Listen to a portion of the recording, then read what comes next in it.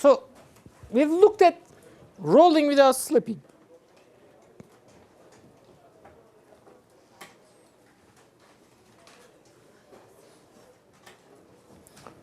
And now I actually want to look at other kinds of translational and rotational motion. What happens if you're not satisfying the condition for rolling without slipping? And again, that's something you actually intuitively know. If you have a car, let's say that you actually have a sports car. All right. That's my drawing of a sports car. Looks very futuristic. Also looks like a truck. So now, but let's say that actually when you're trying to buy a car, one of the specifications about the car that you should check is what's its torque, maximum torque. You can see that listed on a lot of engine specifications of cars. So what happens if while you're at rest, you suddenly try to give a lot of acceleration to your car. You basically step on the pedal, step on the gas. I know that unfortunately at Bilkent we have many drivers who try that, and we know the results. The result is that if you actually give too much torque to your wheels, the wheels actually start spinning before they actually provide any acceleration to you, right? It's called patinage, I know. And in Turkish, unfortunately, a lot of young people on campus like pati çekmek. That's what they. So I actually live very close to Odeon, and I hear all these tires screeching at night. That's one of the favorite places for our students to try. Let's say try to run experiments on rolling without slipping. Okay, so I'm hoping that's for a scientific cause. But now let's actually investigate. Okay, what happens if I have a surface that has friction coefficient μs? Let's also take this to μk, and I do the following. I actually put a wheel. Let's say that it's a disk with radius r, mass m, I equals mr squared over 2. And initially, I will give it some angular velocity. So I'm actually rotating it first, and then just dropping it onto the surface. Okay. So initial velocity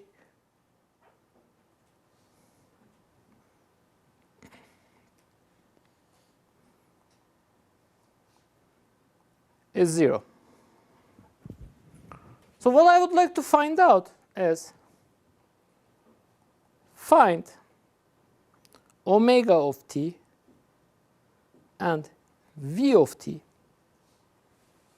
as a function of time.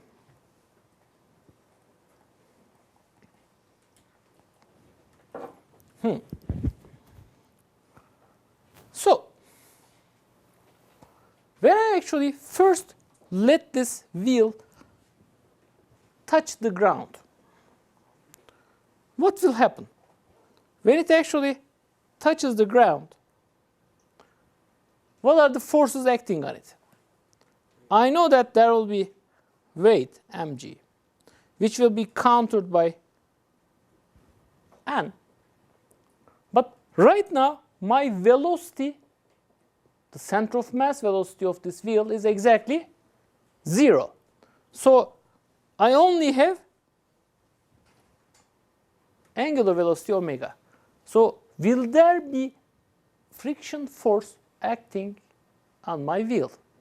Yes, there will be. Why? Because the atoms on the surface are actually seeing wheel atoms sliding with respect to them. So which way will that friction force act? To the right or to the left? It's to the right, because all the points of the wheel here are actually moving to the left with respect to the surface, right? So my friction force will be to the right. Can you tell me, is that static friction or kinetic friction?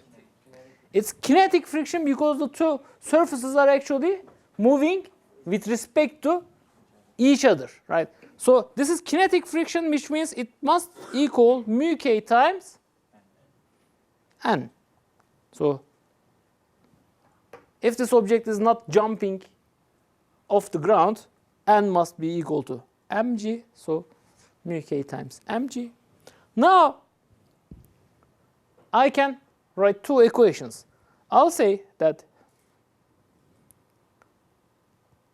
there is an acceleration to the right, and that m times a is equal to what? The only force that's actually acting on the horizontal is the friction force, so that must be equals to a friction, which is mu k times mg. How about omega though? Is omega going to increase or decrease?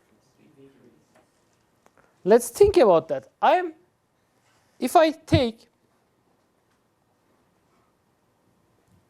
my acceleration in the clockwise sense, angular acceleration in the clockwise sense, can you tell me what I times alpha is?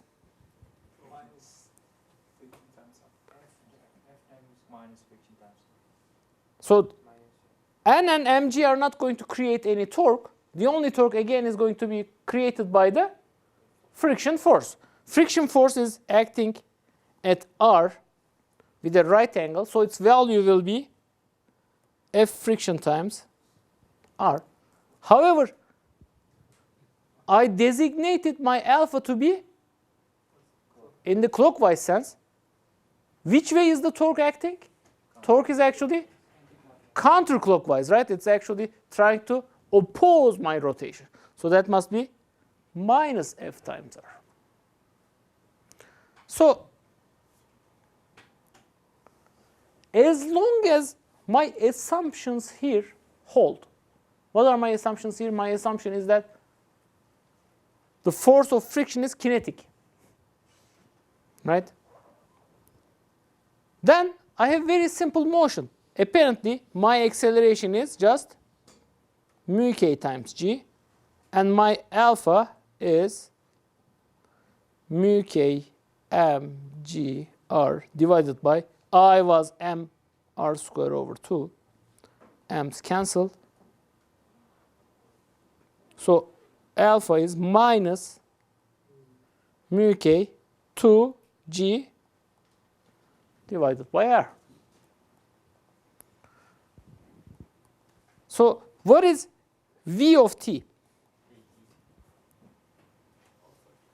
I have motion with constant acceleration, so that must be just a times t, which is apparently mu k times g times t. How about omega of t? That's again motion with constant angular acceleration. What was my angular velocity at 0 time? Omega 0 minus plus alpha t. So omega 0 minus mu k times 2. Yes, g is here. Good.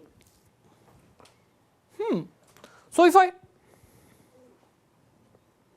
plot this, v of t is increasing linearly. And let me plot something else. Let me plot r times omega 0. Okay? R times omega of t, I'm sorry. So this is time. And I'm going to plot that in red. So it starts from r times omega 0, but it actually goes down linearly, right? But here's the problem. I derived these equations with the assumption that the friction force acting on my cylinder, my disk, is kinetic. So if at some moment the two surfaces, the surface of the cylinder and the surface of the floor, are not moving with respect to each other, my equations are not going to be correct. When does that happen? When the system actually starts rolling without slipping. So if omega times r is V, F friction is not kinetic anymore. Actually, when does that happen? Exactly when these two curves are equal. So after that, well, what happens? After that, I'll just have constant velocity and constant angular velocity. I'll just roll without slipping.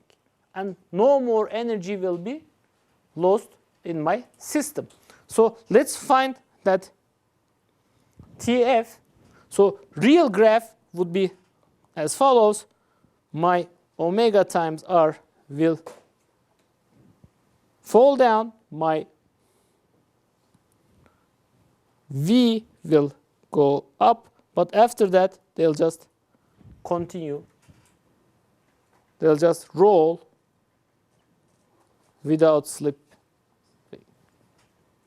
Let's find that TF. How do I find that TF? Well, I have two equations.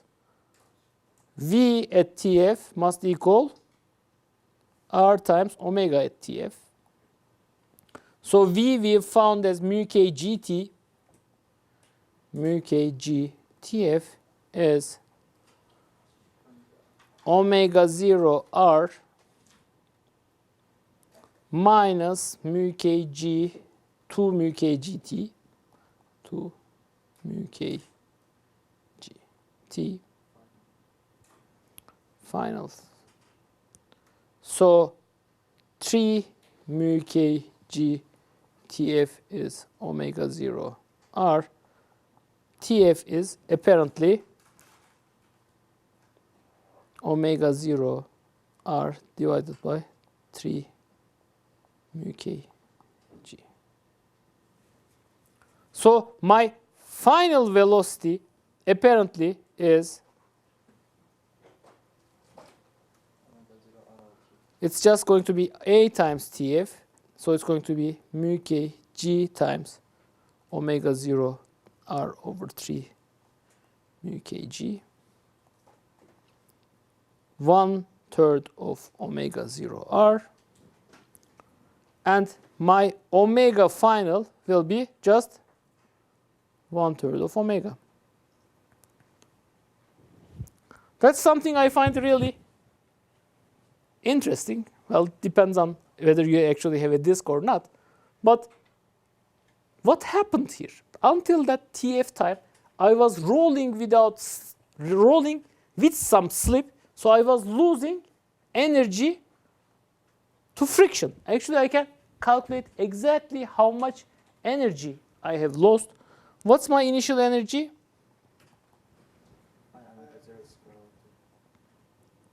1/2 I, which is mr square, over 2 times omega square. What's my final energy? 1/2 m v final square plus 1/2 mr square over 2 times omega final square. So 1/2 m 1/9 omega 0 square r square plus 1/4 m r square 1/9 omega 0 square. Right. So this is 1/4 mr square omega 0 square, while here I have 1/4 2/9 plus 1/9 m omega 0 square r square.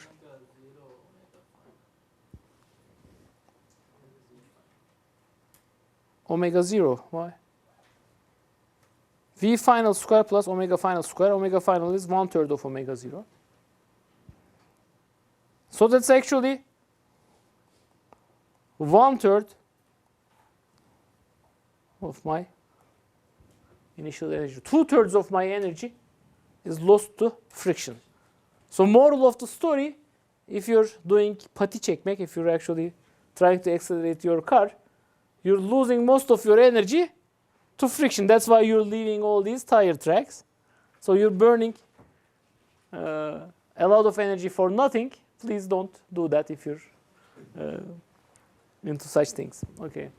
So another nice question that would make a very good quiz question would be the following. What happens if I actually give omega 0 this way and give V the other way?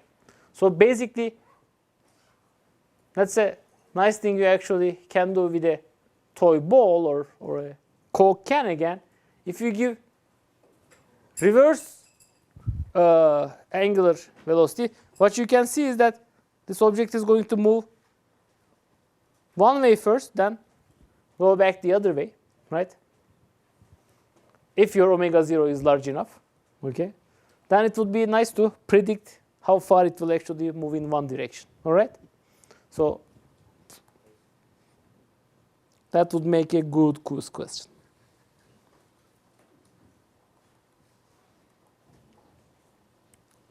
Okay, there was a question I think I skipped over. Yes? After a point, it starts rolling without slipping. The previous question. Yes. Why is that happening? So what was our assumption in deriving these two formulas, finding the acceleration and angular acceleration? It was that the force acting on this object is going to be kinetic friction, which has a fixed value of mu k times normal force. However, once V is equal to omega times r, momentarily the surface of the cylinder stops slipping with respect to the surface of the floor. So it's not going to be kinetic friction anymore. All right. These two surfaces do not move with respect to each other, and then at that moment there will be no more friction force acting on my cylinder, which means whatever velocity and angular velocity I have at that moment will be preserved. Okay. If I actually do an experiment, we've talked about the last time, in a real experiment what you would see is that, yes, you'll see this object actually accelerating with constant acceleration, and its angular velocity will decrease just as shown. After this point, it's going to start rolling with constant velocity, almost constant velocity, for a very, very long time. But in reality, no circle is perfect and no floor is perfect. So there is actually touching between these two objects, not only at one point, but at a finite region. So you will actually see some deceleration, some loss of energy, but that's much negligible compared to the initial part, okay? Good. Now, let's make a quick review of what we have said about rotational quantities. I had position, velocity, and acceleration in linear motion. I have angular velocity, and angular acceleration. If I had mass, that turned into moment of inertia. If I had torque, that actually turned into, well, I wrote it the wrong way, right? If I had force here, linear motion, I had torque in rotational motion. Kinetic energy for linear motion was 1/2 mv square. It is 1/2 I omega square here. Plus, if there is any linear kinetic energy. But here is the thing. There is one concept we still did not write, we did not investigate. How about momentum?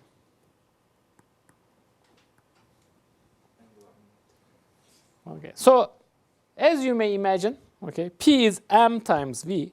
So a similar object to define for rotational motion would be what? M is I, then I'll have this omega, and that for historical reasons is generally shown by letter L. Okay? It's called angular momentum. I will talk about the direction separately. Okay? It is a vectorial quantity if I take both omega. I mean, we know how to take omega as a vector, but L also. But here's the thing. Just because we can actually define a quantity does not mean that it's useful. Okay? Why was momentum, as you remember, momentum, in the first definition, it looks stupid. I mean, I know what mass is, I know what velocity is. Why should I care about their multiplication, right? And at the end of the day, we found out that momentum is especially important because it is a conserved quantity for some systems which we call closed systems, right? We said instead in the definition of momentum, I could write dp by dt as my force, and because of Newton's third law, all the forces come in equal and opposite pairs in a closed system. In a closed system,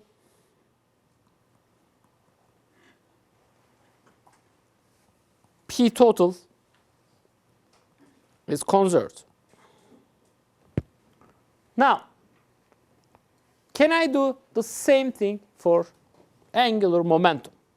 First of all, the first step seems to be quite the same. If this is I times omega, d by dt, L is going to be I times d omega dt, which is alpha. So this is going to be the torque. So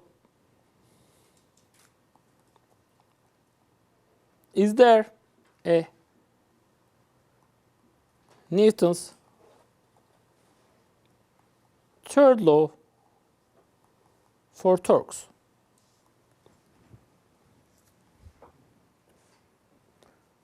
If two objects, let's say here is one object that's rotating, here is an other object that's rotating. Do they apply equal and opposite torques to each other? Depends on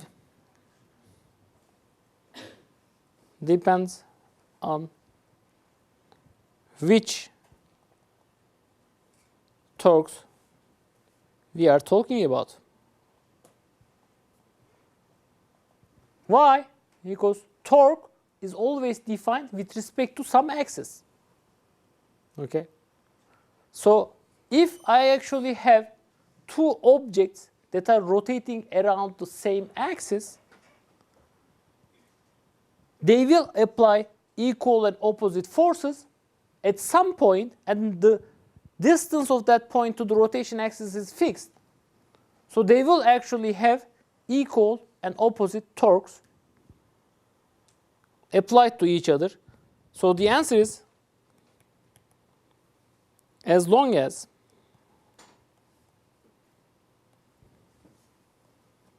I am concerned about one axis of rotation,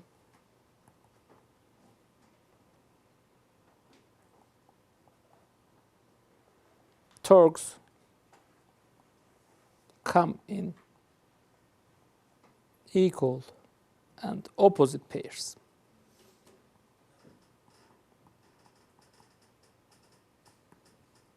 Which means angular momentum for a closed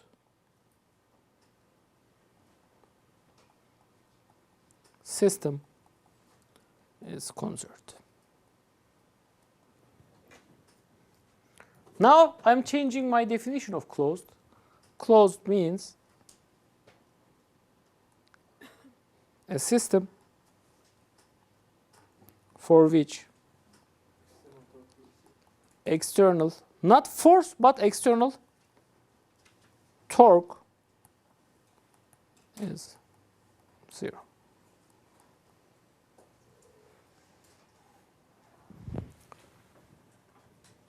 So, just a moment. It's actually, I mean, right now I maybe made things more complicated than they should be, because angular momentum conservation is something you're, again, intuitively familiar with from your daily life. Okay. Here's the thing.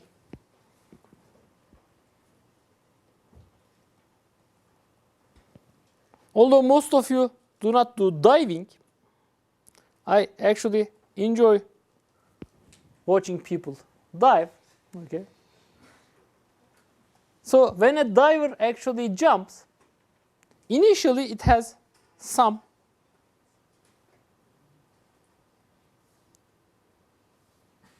angular velocity. But that angular velocity is not enough for him to go through 5 or 6 rotations before he actually goes down to the sea. So what does he do? He actually pulls his arms and feet towards his own center of mass. What does that accomplish? So if actually he, makes himself into a ball, what is he changing? He's not changing his center of mass, but he's changing his moment of inertia. He's actually making sure that his new moment of inertia is less than his initial moment of inertia. Now I have angular momentum conservation, because as an object, as a system, this diver is a closed system. There are no external torques acting on him, unless there is, significant air friction. There is a wind blowing or something, right? So overall, his angular momentum I0 times omega 0 must be I1 times omega 1. So if I1 is less than I0, omega 1 will be larger than omega 0. So he starts spinning fast, and if he is a good diver, he will extend his arms and legs again, so he actually,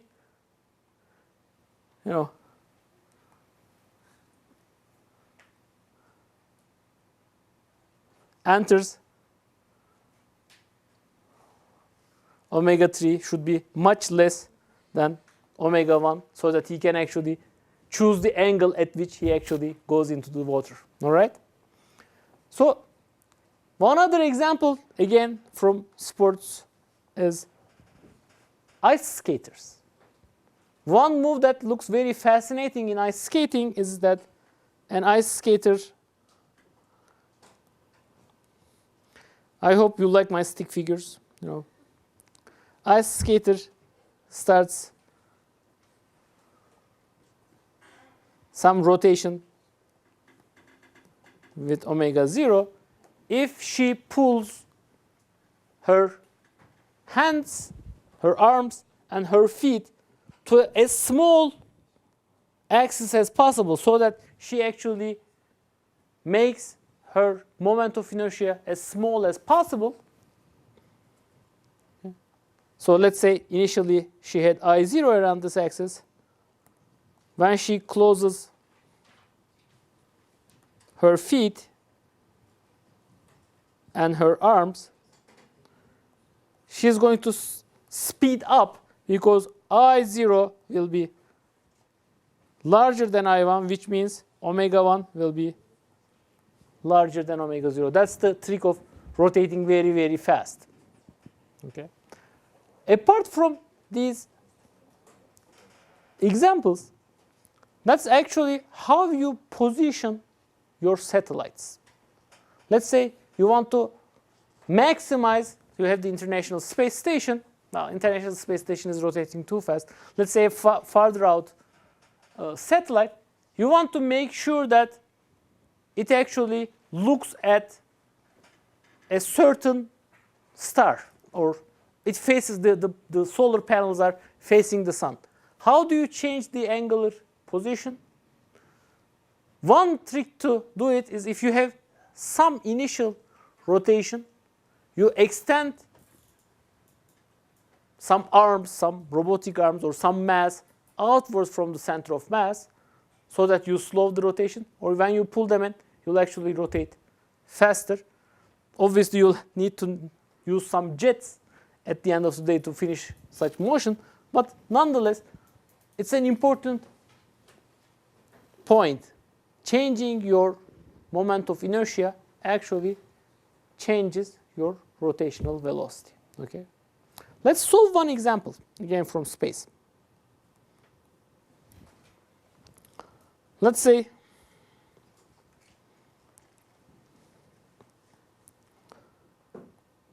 I have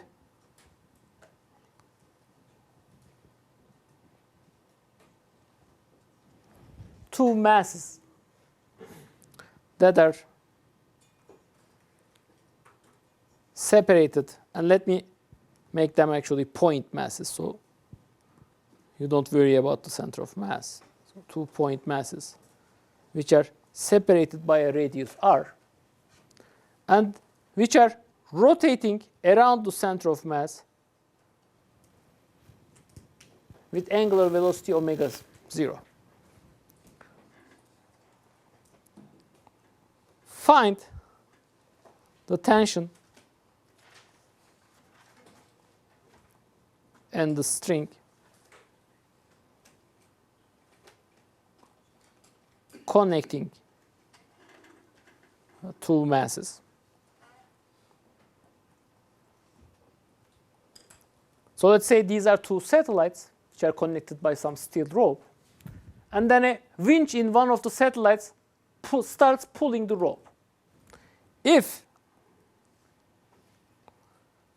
R is slowly reduced to R over 2,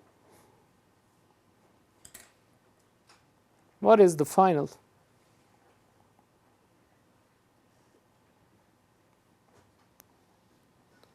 angular velocity? And the third question is, how much work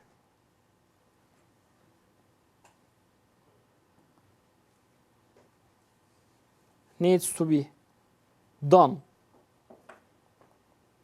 to reduce R to R over 2? Does everyone get the question? So in space, I have these two satellites very far away from any masses. Okay, and I'll also neglect, because these are small objects, any gravitational force between them. They are tied by a rope and they are rotating around their common center of mass. And there is some mechanism, there is a pulley in one of these satellites which pulls that rope connecting the two satellites so they get closer and closer. I want to calculate two things. One thing is, what's the final rotational frequency? Do we expect it to be larger or smaller than initial velocity? Larger. Why? Because masses are coming closer to the center of mass, which means moment of inertia around the center of mass is decreasing, so they are actually going to rotate faster. And then I also want to find out how much work this pulley inside the satellite has to do to be able to pull that rope, right? There is some tension in the rope, so it means pulling that rope must cost some energy, T times D, the distance, right? So why did it come close? Why did it come close? Because I'm actually pulling the rope, right? There's a winch inside one of the masses which is pulling the rope. So that's why they are getting closer. Basically, the string is getting shorter. Okay. Good. Let's start with the first part. If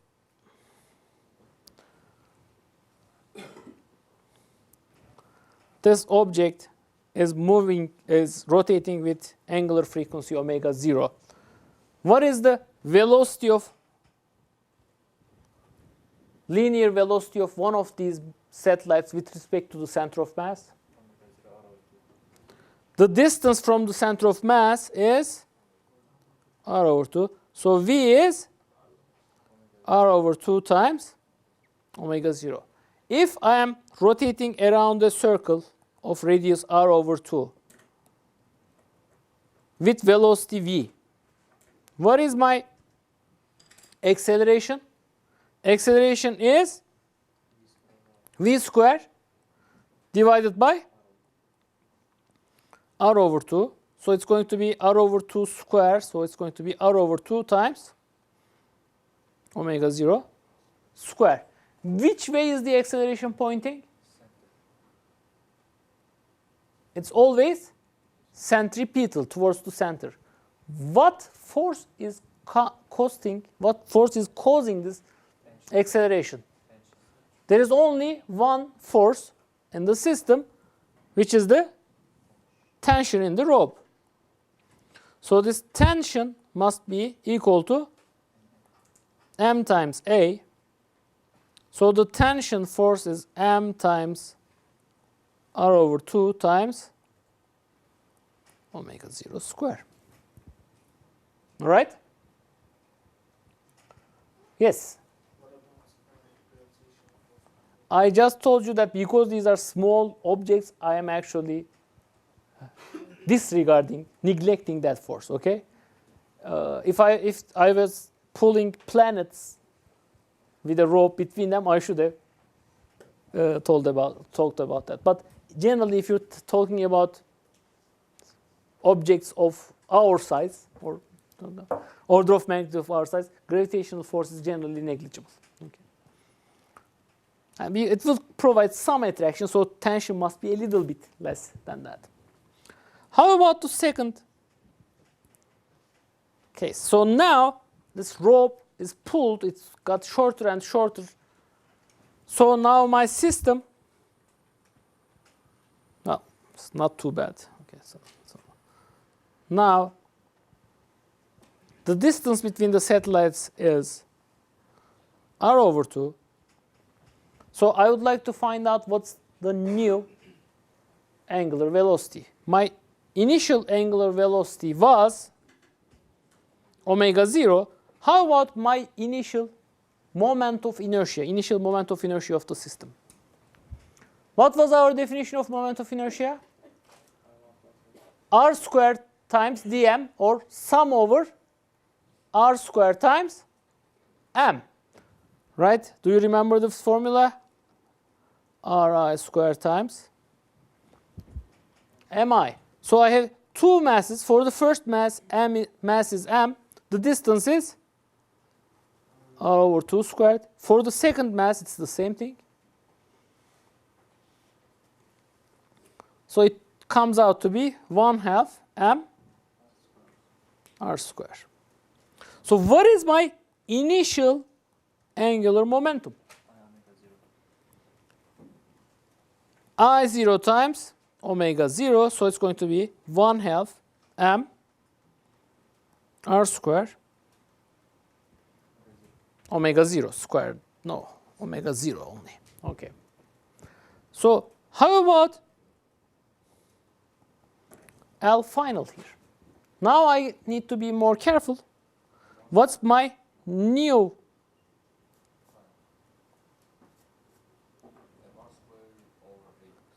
Now I again have to do the same thing. but the distance from the center of mass is r over 4 now. So the first one gives me m times r over 4 squared. The second one gives me exactly the same thing. So it's 1 over 8 m r squared. So L final will be 1 over 8 m r squared times omega 1. Is this a closed system? There are no forces. I said we're very far away from all the planets. So initial angular momentum is equal to final angular momentum.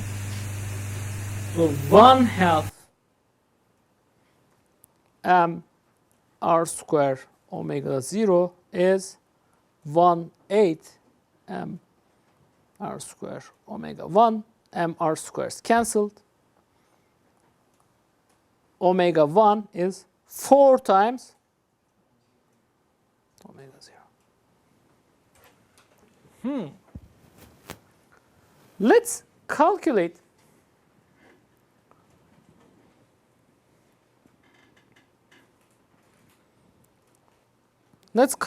the initial energy. What's the initial energy? Well, I can either say it's 1/2 I0 times omega 0 squared, or I can also say I have two objects which are moving with velocity r over 2 times omega 0, 2 times, each one of them has kinetic energy 1/2 m r over 2 omega 0 squared. So all in all, that's going to give me 1/2, 1/4 m r square omega 0 square. How about here? I have again final energies. I have two objects which are moving, which have the same mass, which are now moving with r over 4. So velocity here, v1 will be r over 4 times omega 1. R over 4 times 4 omega 0 squared. So it's going to be m r squared omega 0 squared. Well, all right. So what's the change in energy? Final energy minus initial energy. Final energy is m r square omega 0 square. Initial energy is 1 over 4 m r square omega 0 square. So it's going to be 3/4 m r square omega 0 square. Why is the final kinetic energy, final mechanical energy, if you want, larger than the initial kinetic energy? Because I had to pull the rope. I had to do some work, right? The motor inside one of these satellites, which is pulling the rope, must have supplied that work. And the third question was, how much work needs to be done? Well, it must be exactly, work is the change in energy, so it's going to be 3/4 m r square omega 0 square. Here's a quick suggestion for you. Could I have found that work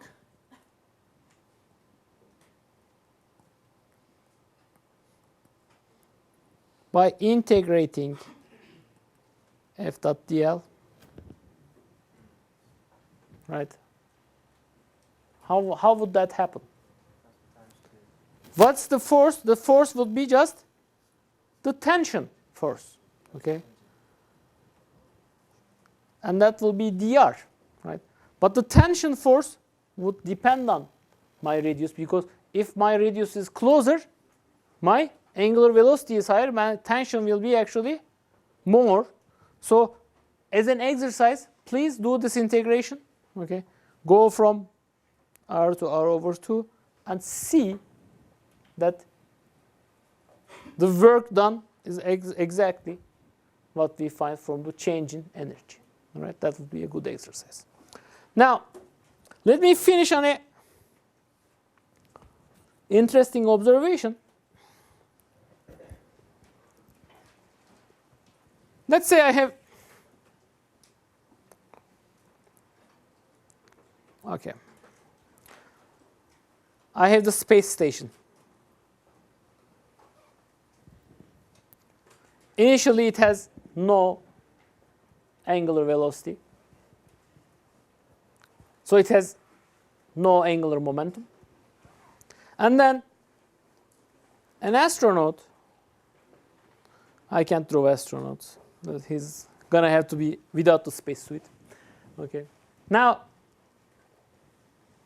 comes with velocity v, and he sticks to the space station. He holds onto the space station. What will happen?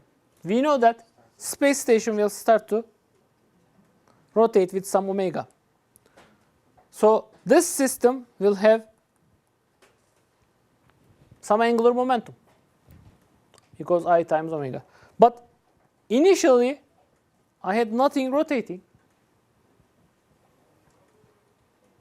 So was there no angular momentum here?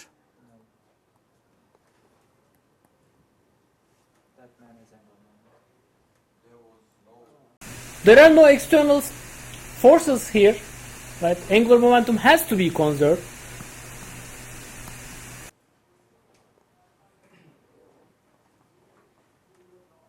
So we have three choices. We'll either get rid of angular momentum conservation, which doesn't seem very likely. We'll either find some way to broaden our definition of angular momentum, or we'll just quit physics and, thinking that this thing is too hard for us, try to find another job. So I think we need to actually increase our definition. We need to expand our definition of angular momentum. And the answer will be that, yes, the astronaut here, if it's moving with m, it has a momentum. And with respect to some, it's actually moving with respect to the center of mass or the center of rotation on that system, will actually broaden our definition of angular momentum. And it's actually quite amazing that I can use that definition, use it to derive L equals I times omega 0 for rigid bodies. So it turns out that's actually a more fundamental definition of angular momentum. Question, last question.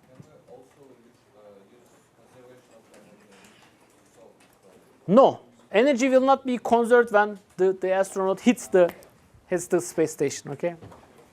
So next time we'll actually solve more examples about conservation of angular momentum.